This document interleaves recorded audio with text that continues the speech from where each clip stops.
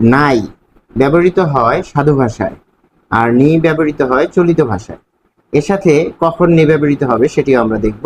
যেমন তাহারা যায় নাই, যখন আমরা বলছি তাহারা যায় নাই বাক্যটি, তখন তাহারা এখানে খেয়াল করুন, এটি নির্দেশ করছে যে এটি সাধু ভাষার সর্বনাম মেয়ের ব্যবহার, ফলে এখানে নাই ব্যবহৃত হয়েছে।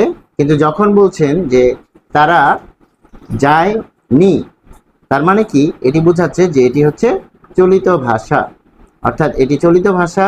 তারা যায়নি, তাহারা যায় নাই, সেটি সাধু ভাষা বাক্য, এখানে নাই ব্যবহৃত হয়েছে।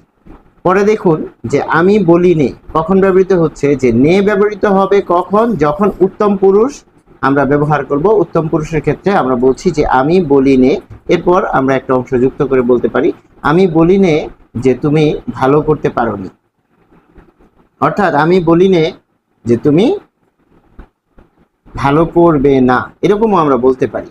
মূল বিষয় হচ্ছে আমি যখন ব্যবহার করছি তখন এর সাথে আমরা নে ব্যবহার করতে পারবো।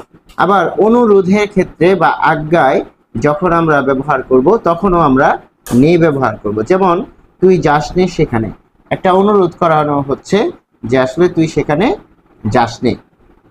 তাহলে কি দাঁড়াচ্ছে যে নাই ব্যবহৃত হবে সাধু ভাষায়, আর নি ব্যবহৃত হবে চলিত ভাষায়, আর নে ব্যবহৃত হবে উত্তম পুরুষে এবং অনুরোধের ক্ষেত্রে।